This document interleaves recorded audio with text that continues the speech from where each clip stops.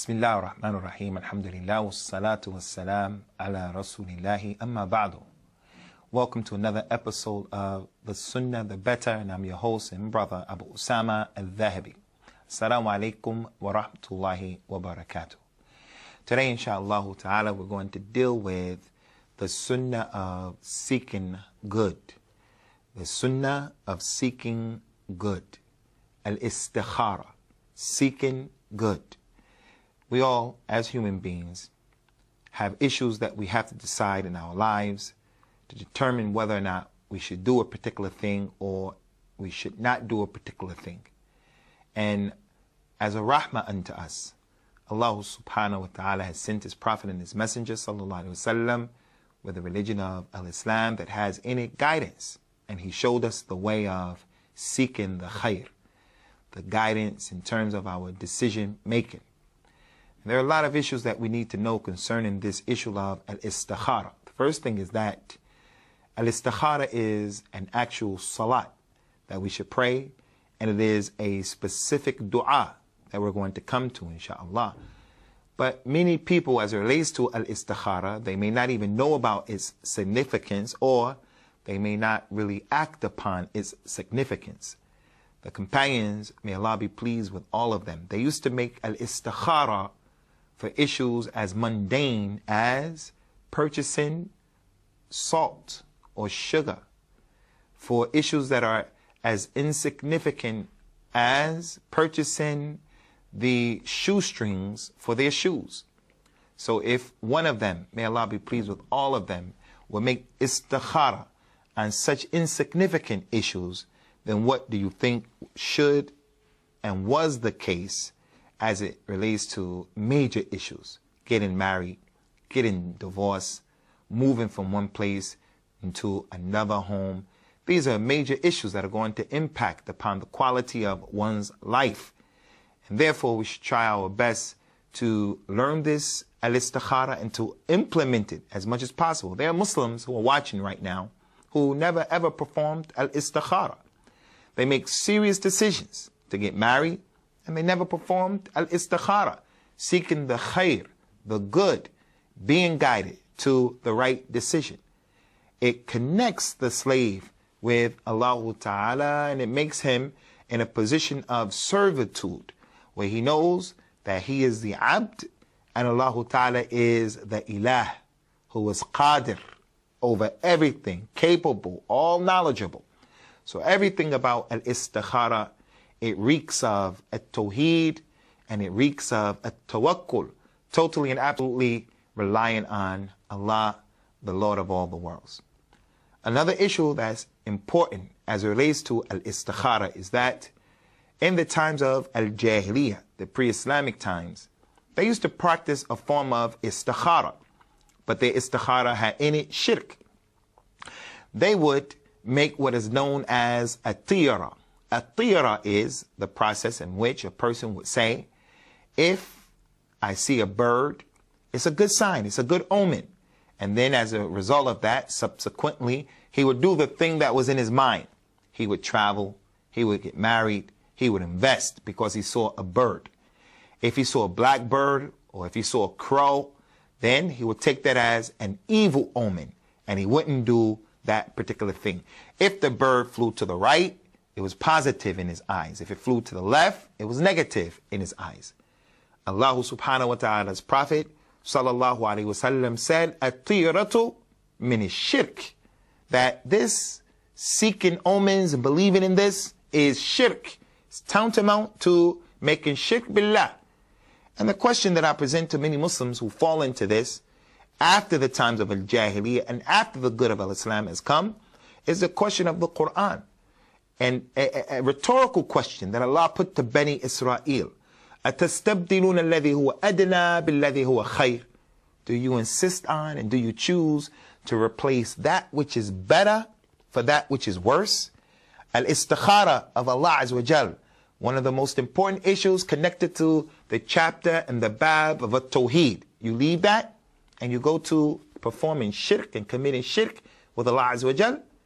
For an example, some people, ikhwani, if they want to make a decision, they may say The first car that I see, I'm going to look at the license plate. I'm going to look at the license plate.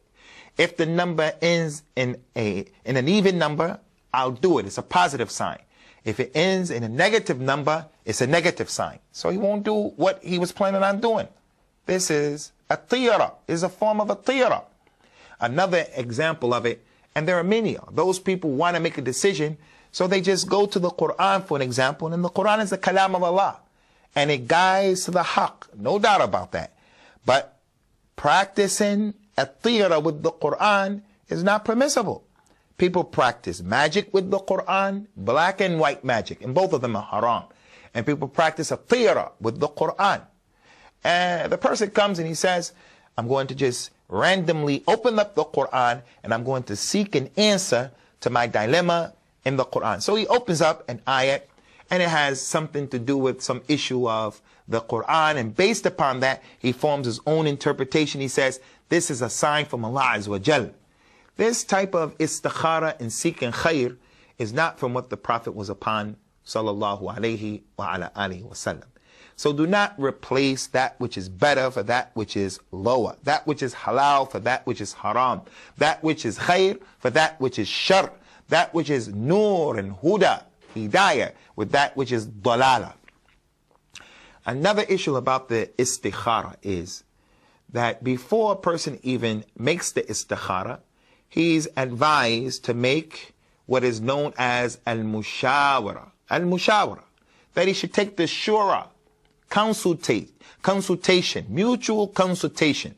Those people who he trusts, he consults them about that particular issue that he wants to do. But he should consult the people who are qualified and competent, and he should consult the people who are trustworthy, and they have his best interests at heart. They're not going to tell about his secret. They're not going to guide him to that which is wrong. They're not going to be envious and jealous of him as a result of what he informs them of. The Prophet ﷺ was commanded in the Quran to consult his companions, although Allah Ta'ala divinely instructed him and sent him with the message. But still, as a point and a proof of his humility, he still, salawatullahi wassalamuhu alayhi, used to consult his companions, and they used to consult him and consult each other.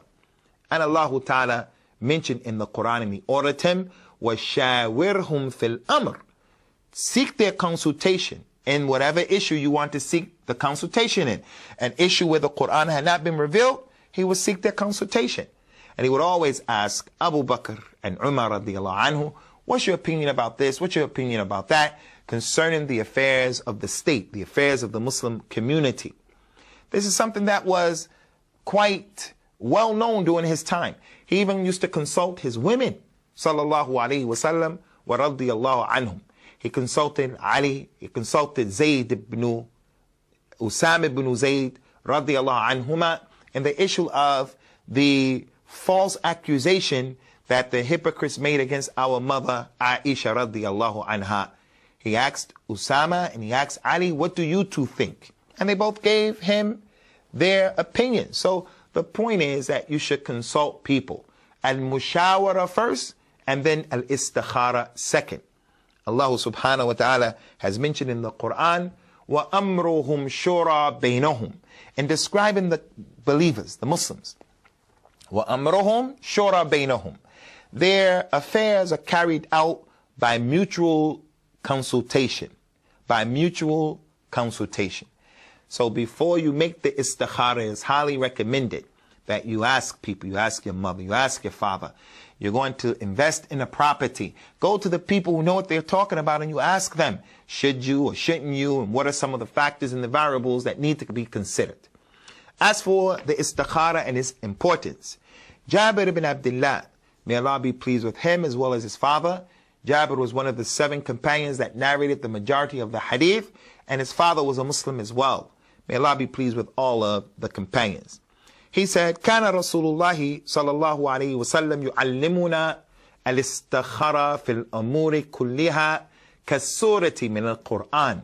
He, صلى الله عليه وسلم, used to teach us, the companions, the salat of istikhara with the same emphasis that he would teach us a surah of the Quran. That's not to say that al-istikhara is from the Quran. That's not to say that the istikhara is something that you can pray in the salah.